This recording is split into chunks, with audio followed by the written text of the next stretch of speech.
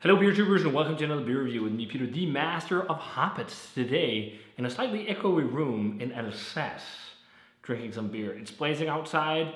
We're gonna do some videos outside as well, but it's very busy right outside right now, so I think we'll wait on a more calm day and shoot some videos outside in the lovely surroundings here in Alsace. But yeah, I'm on vacation. I brought some beers to check out while I was on vacation because I had a lot of IPAs from the States that I wanted to drink really fresh.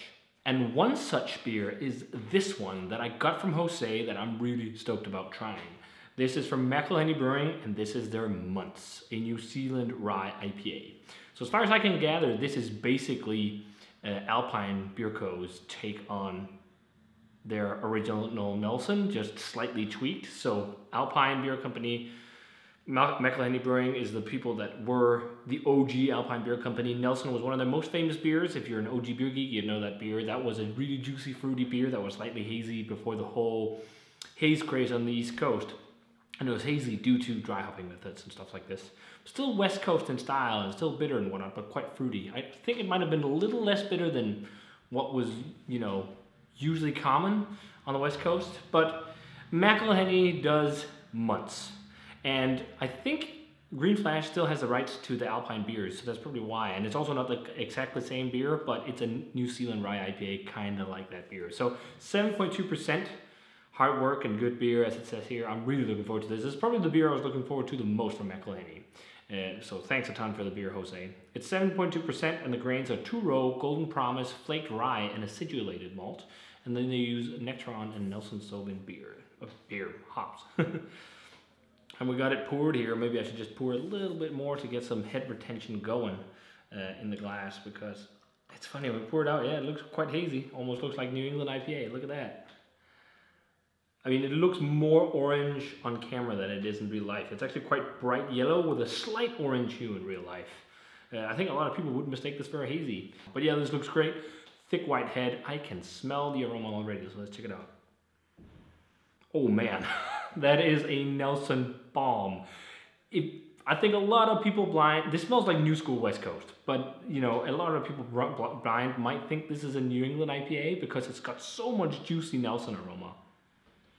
Like really loads of gooseberry, candied gooseberry, that tropical white grape. And I think Nectaron plays in with those aromas too. Man, my saliva is going nuts right now. It's just a beautiful bouquet of Nelson. There's a touch of like doughy, bready malt as well that you often actually find in New England IPAs. But it's more like a pure hopping expression. I'm not getting loads of esters really, but it's just like all that Nelson goodness. There's a little bit of a dank, diesely Nelson, but it's like really fruity Nelson on this one.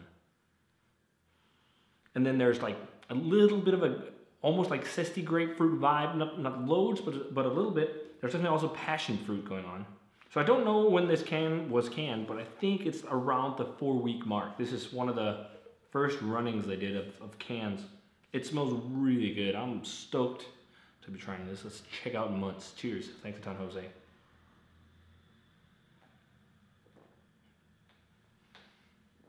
Oh man, that is New School or modern West Coast at its finest.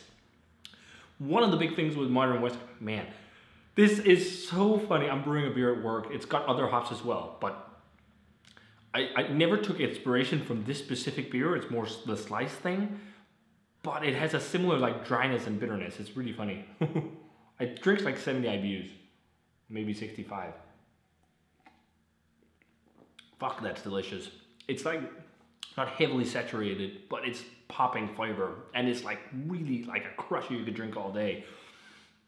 It really is taking me back to drinking OG Alpine. Man, this was what I hoped so much. Like the first one I tried, the triple IPA, was really good. I think it was a little bit like exponential hoppiness, but I'm more into this kind of IPA nowadays. It's really fruity up front. Aftertaste is super clean and crisp with like really nice crackers, slightly bready malt, but then there's like this really nice drying bitter finish. I said I was going to share some of this with my girlfriend. I'm afraid I might not be able to because this is going down way too fast. This was exactly the beer I was hoping that this beer would be. I had fairly high expectations to this. This is just a crusher. Such a killer. Like, you can totally see that a lot of the modern West Coast producers nowadays might have been inspired by Alpine back in the day when they were doing a lot of stuff. They did a lot of classic West Coast, but they did a lot of stuff like this. I mean, it still has a classic vibe, because I'm definitely getting like grapefruit pithiness, which could be from a kettle edition of Nelson or something like that, or Nectaron. But there is a bit of a resiny kettle hop feel to it. But then it's just like super pinbright, like dank, gooseberry, pineapple, diesely dank flavors. Big time gooseberry on this one. Like even more than white grape. And yes, they do exist, Joe. We have them in Scandinavia, but there's so much of that. Being in an assess right now, it's almost like a dry, fruity Pinot Blanc or something like that we had here. We were staying at a vineyard, as you might see, Humbeck Top, if you guys want to know. It's almost like vibes like that, but I really love that drying, bitter, pithy kind of West Coast feel. It's like new school, but with old school touches. Because a lot of the new schools, West Coast IPAs, modern West Coast IPAs, they sometimes are a bit more restrained in bitterness and like pithy flavor. And I also love that, but this just works like wonders. This drink's like really like the perfect marriage between new and old. This is such a wonderful beer. It's not that like kick in your face as some New England IPAs are. It's still popping on flavor, but it's so balanced and crushable. Like you could easily, I mean, you'd be in trouble because it's 7.2%, but I would have no problem crushing a 4-pack of this. In the hot sun right now, where I'm at, this is just perfect. This is wonderful beer. Oh man, I'm so happy that this lived up to what I hoped for. We got one more beer to try, something Magic Wand, I think, which is another West Coaster, of course, Best Coast. But this is great. There is even like, I don't know if I noticed it too much because there's definitely spiciness. I think that could both be rye, but also hops. Because there's this spicy flavor, almost peppery, lingering on the tongue. But yeah, world class, 95. The Mcilhenneys are back, baby. This is just drinking like a dream. I'm gonna have a great time crushing this. Thanks a ton for this, Jose. This was a treat. So if you guys had a chance to try Mcilhenney Brewing Muntz, let me know what you thought of it. This is just wonderful, wonderful beer. Looking forward to be drinking more Mcilhenney in the future. So if you guys had Muntz, let me know what you thought of it. As always, remember to comment, subscribe, check out the Facebook fan page and Twitter and Instagram. Give this video a thumbs up if you enjoyed it, and ring the bell for future notifications about videos. And I'm gonna say cheers in some wonderful world-class West Coast IPA with one of my favorite hops. And see you guys in another beer review.